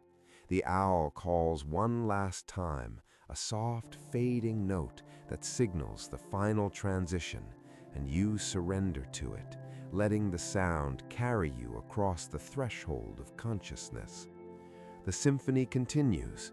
It will play all night long, a faithful companion that will stay with you through the dark hours, ensuring that your sleep is deep, that your rest is unbroken, and that you wake refreshed. But for now, there is only the sound, only the dark, only the sweet, hypnotic music of the wild, playing you a lullaby that is as old as the stars, singing you to sleep, singing you to sleep. The symphony of the forest floor hums gently in the background, a grounding rhythm that anchors you to the earth. But now your attention is drawn upward, away from the shadows of the trees and the stillness of the lake, drawn by a magnetic pull toward the infinite expanse that stretches overhead. For tonight, the sky is not merely dark, it is alive with a brilliance that the modern world has all but forgotten. You lie back against the firm, cool support of the ground, interlacing your fingers behind your head, and you open your eyes to witness the true night, the raw, unpolluted majesty of the heavens as they appeared 200 years ago, before the glow of cities and the web of electricity stole the stars from the human sight. Above you hangs a canvas of absolute velvet black, a darkness so deep and pure that it feels like a physical substance. Yet this darkness is shattered by a billion points of piercing white light, a diamond dust explosion that spans from horizon to horizon in a display of cosmic grandeur that steals the breath from your lungs and replaces it with pure awe. This is the sky of the pioneers, the sky of the ancient mariners, the sky that guided humanity for millennia. And as you gaze into it, you realize that you are seeing the Milky Way not as a faint smudge, but as a roaring river of light, a thick, clouded band of stellar mist that cuts across the firmament like a backbone of the night. It is bright enough to cast a faint shadow on the ground, a ghostly illumination that bathes the sleeping world in a soft, silver glow. And you can trace the dark rifts within the galaxy, the clouds of interstellar dust that silhouette the blazing core of our home in the universe. The sheer number of stars is overwhelming, dizzying in the most wonderful way, for there is no empty space here. Every inch of the black is filled with a flicker, a pulse, a distant sun burning in the void. You feel a sensation of falling, not down toward the earth, but up into the sky, a feeling of weightlessness, as if gravity has lost its hold on you, and you are floating among the constellations, drifting through the sea of ancient light. Look for the familiar shapes, the hunter, the bear, the seven sisters, but see them now as they were meant to be seen, burning with a fierce, cold intensity, their lines connected by thousands of other fainter stars that form a complex, glittering web. This view brings with it a profound sense of perspective, a realization of your own size in the grand scheme of existence. And contrary to being frightening, this feeling is incredibly liberating. For under the canvas of a billion stars, you are small. You are a tiny speck of consciousness on a rock floating in space. And that means your problems are small too. Your worries are microscopic. Your burdens are non-existent. The vastness of the universe swallows your stress, dissolving it instantly in the face of such enormity, leaving you feeling light, unburdened, and free. Why worry about tomorrow when you are witnessing the light of stars that burned millions of years ago? Why hold on to tension when the universe is expanding around you? You feel a deep unclenching in your chest, a release of the need to control, the need to plan, the need to understand, for the sky demands nothing from you but your witness. You are simply an observer, a silent watcher lying on the grassy floor of the world, looking up at the ceiling of the cosmos. Occasionally, a shooting star streaks across the darkness, a sudden, silent slash of fire that burns out in a heartbeat, a fleeting moment of beauty that is just for you, a cosmic wink that reminds you to make a wish, and your only wish is for sleep, for peace, for rest.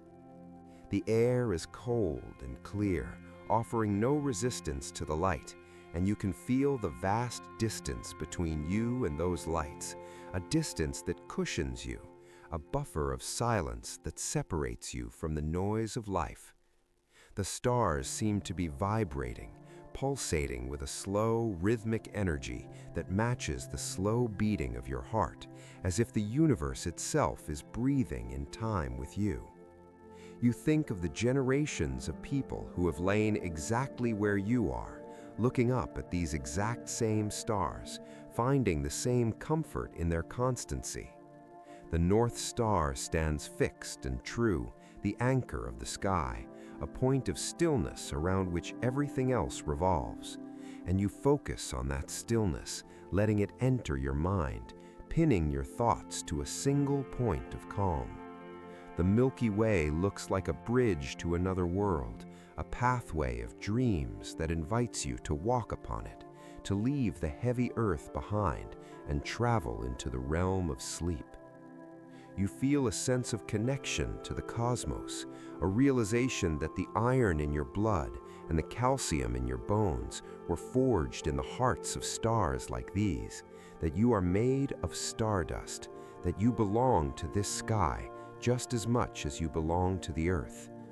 This thought is a warm blanket, wrapping you in a sense of belonging, a sense of home. The darkness is not a void, it is a presence, a heavy, comforting quilt that is tucked around the edges of the horizon, keeping you safe, keeping you warm. You let your eyes soften, no longer focusing on individual stars, but letting the entire field of vision blur into a soft, glowing haze, a mist of light that soothes the optic nerve and relaxes the brain. The vastness above is mirrored by a vast stillness within, a quiet expansion of your own spirit to match the sky. You are floating in the great ocean of the night, drifting on the currents of time, supported by the invisible hands of gravity. The beauty is exhausting in the best possible way, tiring out your senses with its magnificence, leaving you drained of energy and ready to shut down. You feel the rotation of the earth, a slow, imperceptible turn that carries you through the dark, a ride on a giant spaceship that is protecting you, shielding you. There is no roof over your head to block the view, only the infinite open window to eternity. And this openness allows your dreams to fly free, unhindered by ceilings or walls. The stars are the night lights of the soul, burning quietly, burning steadily, watching over you as you drift away. The cold beauty of the sky contrasts with the warmth of your body, creating a cozy sensation of being a spark of life in the great dark. You surrender to the size of it all, admitting your smallness, and in that admission, finding the ultimate rest. There is nothing you need to do, nothing you need to fix. The universe is unfolding exactly as it should. The stars are moving exactly where they must, and you are sleeping exactly where you belong. The canvas of the night is painting a picture of tranquility, using light and shadow to craft a masterpiece of silence. You feel the pull of the cosmos, a gentle tug towards the dream world, as if the stars are magnets drawing your consciousness up and out, leaving your body to rest on the soft grass. Deeper and deeper you sink into this feeling of cosmic peace, the boundaries of yourself dissolving, merging with the starlight, merging with the dark. The Milky Way flows like a river of milk, soothing, nourishing, calming, and you drink from this visual river, quenching your thirst for rest. The billion stars are a billion guardians, a billion reasons to let go, a billion promises that the night is long and the sleep will be deep. You close your eyes, but the image of the stars remains, burned into your mind, a glittering afterimage that guides you down the path of slumber, under the vast, ancient, beautiful canopy of the American night. Turning your gaze from the infinite, cold majesty of the stars, you lower your eyes to the ground, drawing your attention inward from the vastness of the universe to the intimate, glowing heart of your own personal world, the small but mighty circle of the campfire that burns steadily at your feet.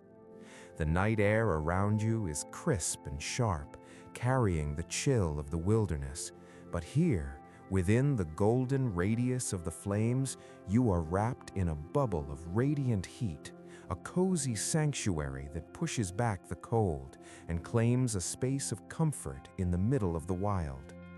You pull your heavy wool blanket tighter around your shoulders, feeling the rough, thick fabric trapping your body heat, and you lean in slightly towards the fire, extending your hands to catch the warmth, feeling the gentle, invisible waves of thermal energy washing over your skin, thawing your fingers, relaxing your palms, and spreading a delightful tingling sensation up your arms and into your chest. This is the warmth of the pioneer's fire, the primal hearth that has sustained travelers and explorers for generations, a symbol of survival and home in a land that is untamed. Look closely at the fire, not as a chaotic force, but as a living, breathing entity that dances and shifts with a mesmerizing rhythm, a hypnotic display of light and motion that captures your gaze and refuses to let go.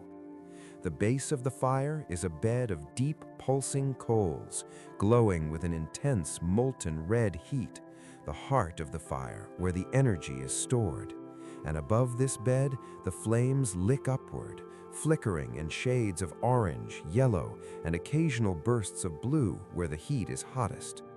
There is a sound to this fire, a language of comfort that speaks directly to the primitive part of your brain, the sharp, cheerful snap of a dry pine knot bursting in the heat, the low, steady roar of the draft drawing air into the center, and the gentle, settling sound of a log shifting as it turns to ash. Listen to the hiss of the sap boiling out of a piece of hickory, a tiny whistling song that tells you the wood is giving up its spirit to keep you warm, to keep you safe. You watch a single spark detach itself from the main fire and float upward, a tiny glowing firefly that drifts into the dark and vanishes, a fleeting moment of beauty that mimics the stars above. The smell of the wood smoke is rich and aromatic, a perfume of the frontier that smells of cured oak and cedar, a scent that clings to your clothes and your hair, marking you as a creature of the wild, a scent that is universally recognized as the smell of shelter. You feel a profound sense of safety sitting here, for the fire is more than just heat. It is a weapon against the darkness, a barrier of light that keeps the shadows at bay and tells the creatures of the night that a human is here, awake and alive. This is the circle of safety, and as long as the fire burns, you are the master of your domain, protected by the flickering light. Imagine the pioneers of old, the weary men and women who walked the Oregon Trail, sitting by fires just like this one after a long day of labor, staring into the flames just as you are, finding the same peace, the same rest. The fire was their television, their news, their entertainment, and their comfort, and tonight it is yours. The light plays tricks on your eyes, casting long, dancing shadows against the trees behind you, making the forest seem to move in time with the flames.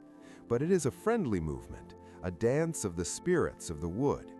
You feel the heat penetrating deep into your muscles, melting away the stiffness of the day, loosening the knots in your back, softening the tension in your neck. It is a sedative heat, a heaviness that makes your head nod forward, that makes your eyelids droop, calling you to lay your head down and close your eyes. The crackling of the wood is rhythmic, almost like percussion, a random yet perfect beat that interrupts the silence just enough to keep you focused on the now, focused on the warmth. You pick up a small stick and toss it into the flames, watching it catch, watching the fire embrace it, feeding the glow, ensuring that the warmth will last.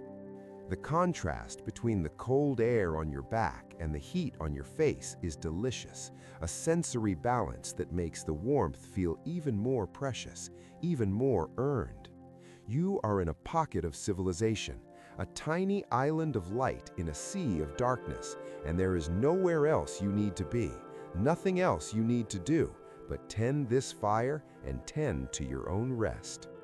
The flames seem to slow down as you watch them, their dance becoming languid and lazy, mirroring the slowing of your own thoughts. You find yourself staring into the deep red embers, seeing shapes and stories in the glow, your mind wandering down paths of memory and dream, guided by the flickering light. The fire is a faithful companion. It does not judge, it does not demand, it simply gives light, gives heat, gives peace. You feel a deep gratitude for this simple element, for the chemical reaction that releases the sun's energy stored in the wood, returning it to you on this cold night.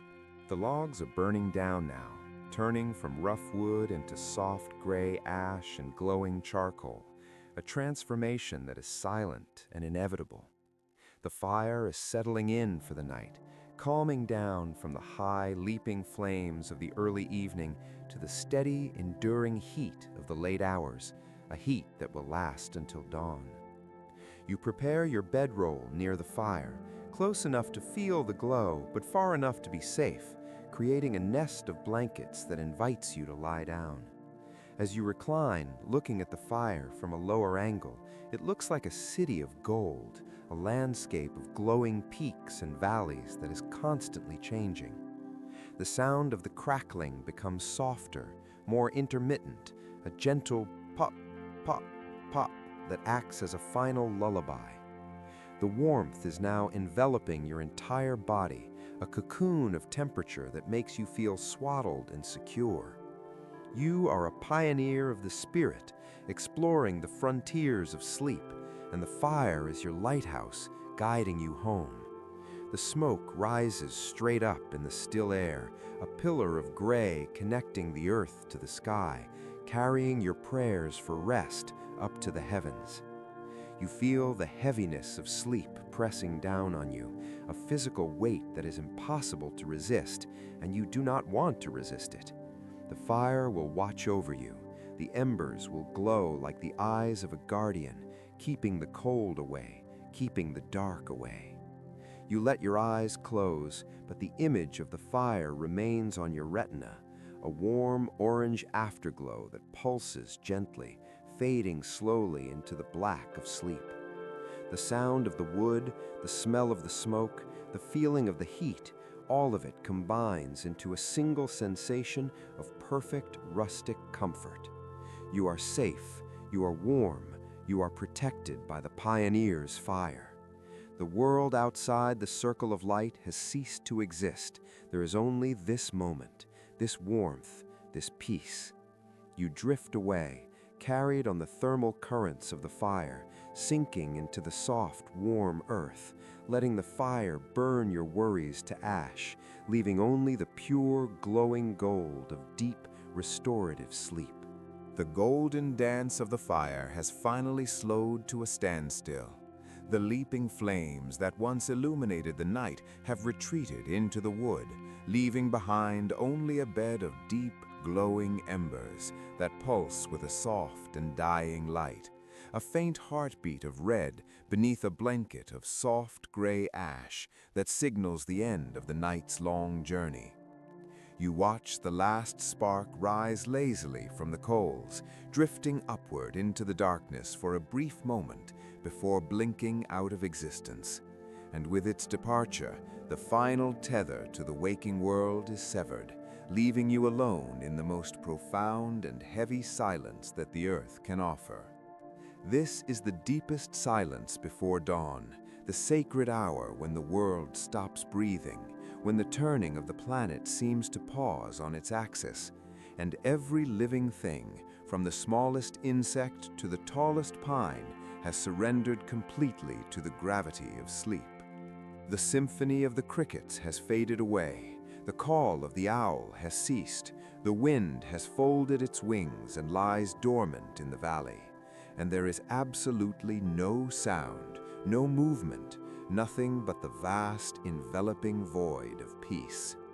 It is a silence so thick, so absolute, that it feels like a physical weight pressing down on you, a comfortable, heavy quilt that covers not just your body, but your mind, muffling your thoughts, quieting your internal monologue, wrapping your consciousness in layers of velvet darkness. The air is still and cold, a pure, motionless element that hangs suspended over the sleeping land.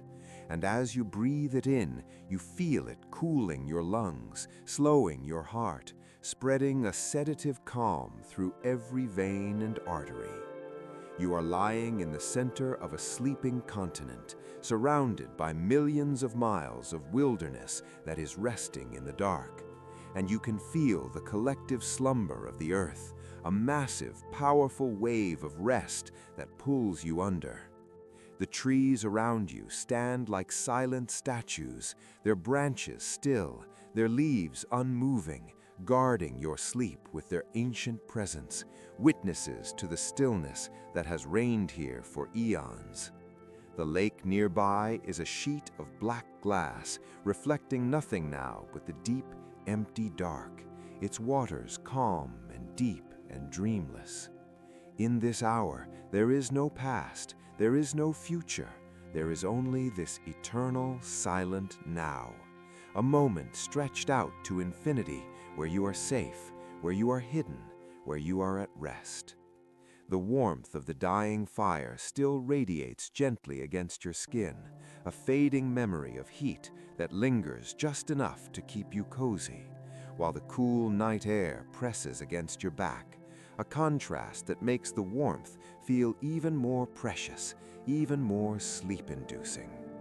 Your eyelids are sealed shut now, heavy with the weight of the night, and even if you wanted to open them, you could not, for the spell of the pre-dawn silence is too strong, too commanding.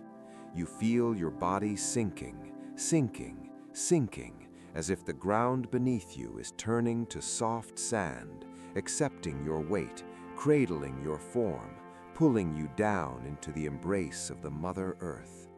There is no resistance left in your muscles. Every knot has been untied, every tension dissolved, leaving you limp and fluid, a part of the landscape, a stone resting on the hill, a log resting in the forest. The darkness behind your eyes is rich and soothing, a canvas of black on black that offers no images, no distractions, only the pure, restful void. You are drifting in a boat with no oars, floating on a river of silence that flows towards the ocean of deep sleep, carried by a current you cannot see but can feel in your soul. The history of this land surrounds you. The ghosts of the past are all asleep. The pioneers, the explorers, the animals, all caught in this amber of time, all resting together in the quiet. This is the hour when the barrier between the physical world and the dream world is thinnest, where the spirit separates gently from the concerns of the day and wanders into the realm of the subconscious. The silence is not empty, it is full of healing, full of restoration, knitting together the frayed edges of your spirit, repairing the wear and tear of being alive. You are entering the hibernation of the bear, the dormancy of the seed, the stillness of the stone. The world is a dark room, and the lights have all been extinguished, leaving you in the perfect environment for the deepest, most coma-like slumber. You feel a sensation of falling, a slow, gentle descent into the abyss of rest, falling past the stars, past the clouds, past the trees, down into the warm, dark center of the earth. The silence rings in your ears, a high, thin sound that is the sound of the universe at rest, a frequency that aligns your brain waves to the delta rhythms of deep sleep. There is no dawn yet. The sun is far away on the other side of the world, and there is no rush for it to return, for here in the deepest silence, time does not exist. You are free from the clock, free from the calendar, free from the demands of light. You are a creature of the dark now, safe in the womb of the night, protected by the shadows. The embers of the fire are turning to gray ash, their heat fading, signaling that your journey is complete, that you have arrived at the destination of total relaxation. Your breath is so shallow, so slow, that it is barely a whisper, indistinguishable from the stillness of the air. You are one with the silence, one with the dark, one with the sleep. The deepest silence before dawn is a fortress, and you are inside. The drawbridge is up, the world is locked out, and you are safe. Deeper you go, and deeper still, past the level of dreams, into the level of pure existence, where there is only peace. The final sensation is one of complete letting go, a surrender so total that you dissolve into the night, becoming the silence, becoming the sleep. The story is over. The voice is fading. The world is gone. There is only the dark. There is only the quiet. There is only the deep, deep, deep sleep. Good night.